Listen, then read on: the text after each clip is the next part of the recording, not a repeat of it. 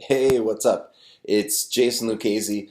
Just wanted to make this video today because I've been receiving a lot of questions about earnest money deposits, either it be from HUD, either it be from a bank asset manager that you're trying to work an REO deal with, short sale, whatever it may be. I've been receiving a lot of questions from people on, if I don't have earnest money deposits, what do I do? How do I get deals done?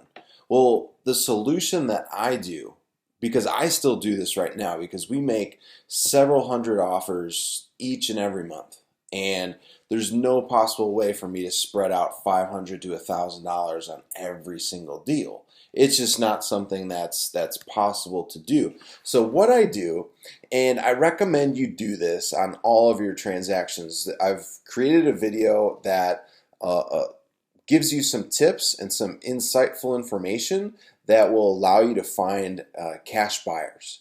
And it will allow you to find the types of cash buyers that you want on your list. And I'm talking about the people that are qualified, not the people that are saying, hey, yeah, I am interested, and then they never close. So in the video, I discuss a lot about cash buyers, and it kind of piggybacks into what I'm about to tell you right now. And that is, you need to have your cash buyers lined up before you start making all of these offers on either it be HUD properties, motivated sellers that called from maybe a mailer, maybe from a bandit sign, maybe you were doing some networking at a RIA, you left your card out, somebody called you, whatever it may be. What you want to always have is your cash buyers. So if you receive a lead, okay, it's a motivated seller, you're able to get it at a really good discount. Okay, you know you have a cash buyer for that deal. Let's just say it's a 3-bedroom, 1-bath property. You know that it's worth $100,000. You got it under contract for $45,000. Okay, it needs maybe $5,000 worth of work. So we can market it up, sell it for 60. Okay, but the thing here is the seller is asking for $500 as an earnest money deposit. So the solution there is you could put this within your contract, okay? I like to use state-approved purchase and sale agreements. I do not do assignment contracts. I do think down the road assignment contracts will become illegal unless you have a licensed sales broker title as a real estate agent. Either you own a brokerage or you're a real estate licensed salesperson in your state. I do believe that will probably be coming soon, so I just avoid it at all costs. So I have a separate purchase and sales agreement with both parties. And what you can do, and I like to use my own state-approved contracts if I didn't already mention that. And what I like to do is in the language, on the second to last page, I know that's how it is here in Indiana.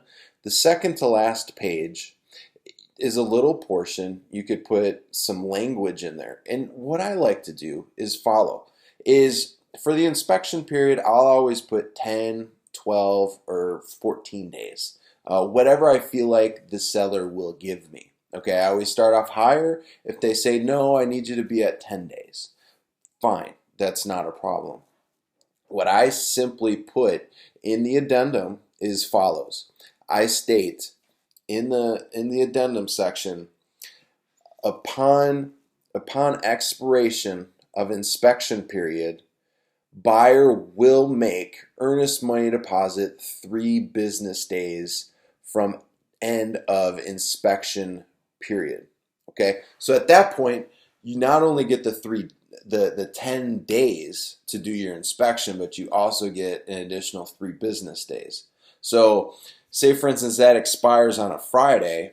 Well, Friday counts as a business day, Saturday and Sunday don't. So you have Monday and Tuesday. Okay, so you have a really good amount of time to get that buyer lined up to where you can get the earnest money deposit. Now, this is where this comes in to how you get earnest money deposits from your end buyers. Okay, you have a separate purchase and sales agreement with your cash buyer. Okay, so for this example, we're under contract for $45,000 with our seller. we want to sell it for $60,000 to our end buyer. So in this particular case, I'm going to ask my buyer for a $1,500 non-refundable deposit. The only way I will give that refundable deposit back, okay, is if something is terribly wrong with the inspection and it was not disclosed properly. Then what will happen is I'll give those funds back, and I will also receive my funds back from the seller so I can walk away from the property. Okay, so that's also something that you can do. There's special language you could put into your contract so you can get out of any deals that come back with a really nasty inspection. Some properties you're going to be buying in as-is condition, so the inspection clause may not even apply.